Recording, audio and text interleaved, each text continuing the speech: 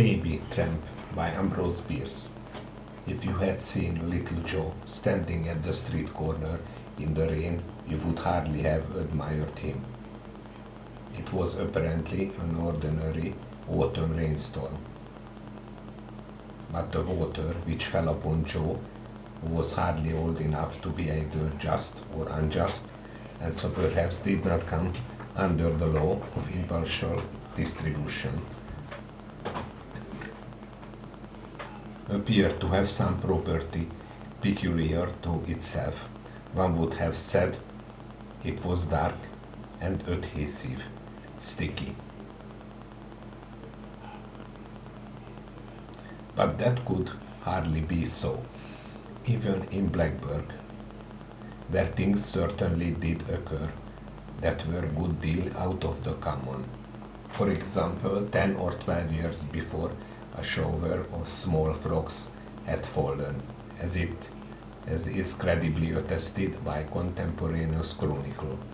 The record concluding with a somewhat obscure statement to the effect that the chronicles considered it good growing weather for Frenchmen. Some years later, Blackburg had a fall of crimson snow.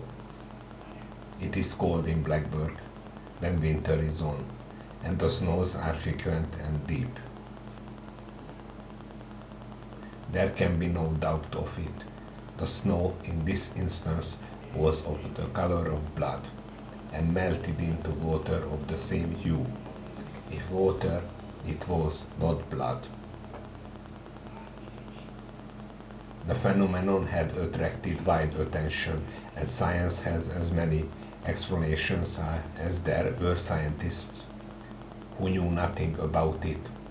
But the men of Blackburg, men who for many years had lived right there, where the red snow fell and might be supposed to know a good deal about the matter, shook their heads and said something would come of it.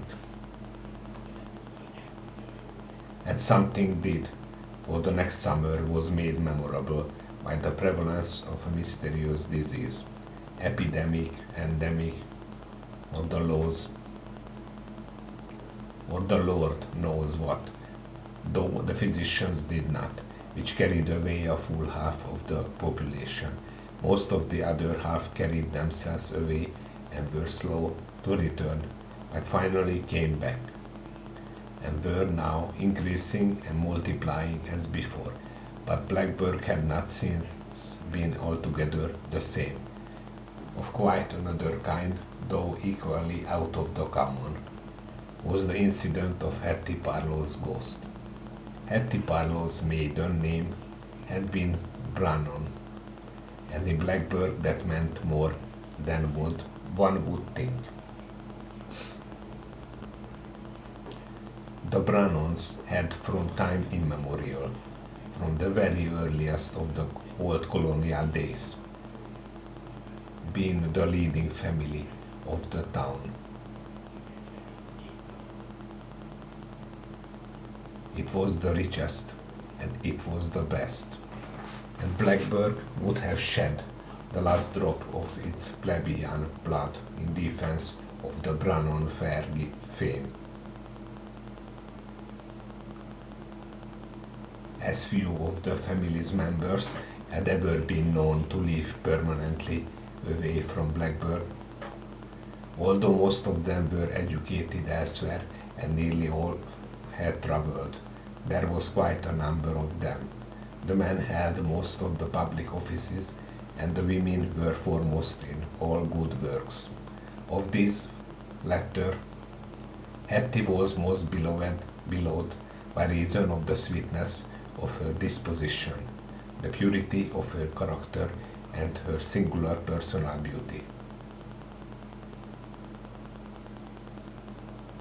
She married in Boston a young space grace named Parlow, and like a good Brannon brought him to Blackburg, forthwith, and made a man and a town councillor of him.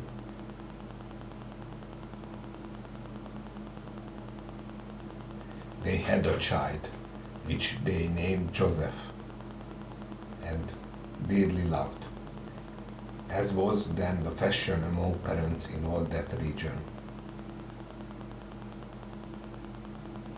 Then they died of the mysterious disorder already mentioned, and at the age of 1 whole year, Joseph set up as an orphan.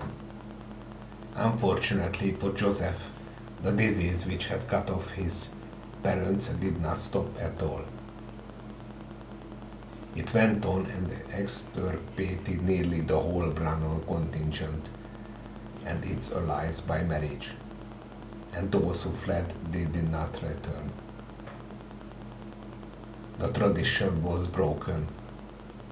The Brannon estate passed into alien hands, and the only Brannons remaining in that place were underground in Oak Hill Cemetery, where indeed was a colony of them powerful enough to resist the encroachment of surrounding tribes and hold the best part of the grounds. But about the ghost.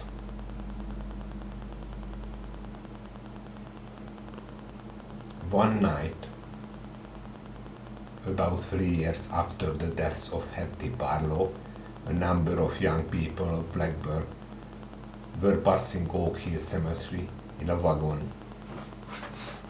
If you have been there, you will remember that the road to Greentown runs alongside it on the south. They had been attending a May Day festival at Greentown, and that serves to fix the date. Altogether there may have been a dozen, and a jolly party they were, considering the legacy of gloom left by the town's recent somber experiences. As they passed the cemetery, the man driving suddenly reined in his team with an exclamation of surprise. It was sufficiently surprising, no doubt, for just ahead, and almost at the roadside, though inside the cemetery, stood the ghost of Hetty Barlow. There could be no doubt of it, for she had been personally known to every youth, a maiden in the party that established the thing's identity. Its character as ghost was signified by all the customary signs: the shroud, the long undone hair, the faraway look, everything.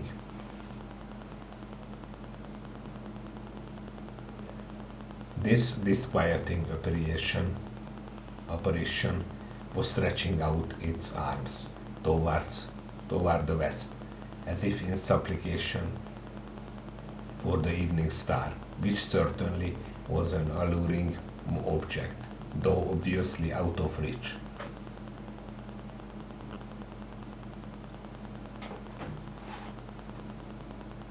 As they all sat silent, so the story goes, every member of that party of merrymakers, they had merry-made on coffee and lemonade only, distinctly heard that ghost called the name Joey. Joey. A moment later nothing was there. Of course, one does not have to believe all that. Now, at the moment, as was afterward ascertained, Joey was wandering about in the sagebrush on the opposite side of the continent, near Winnemucca, in the state of Nevada. He had been taken to that town by some good persons, distantly related to his dead father, and by them adopted and tenderly cared for. But on that evening the poor child had strayed from home and was lost in the desert.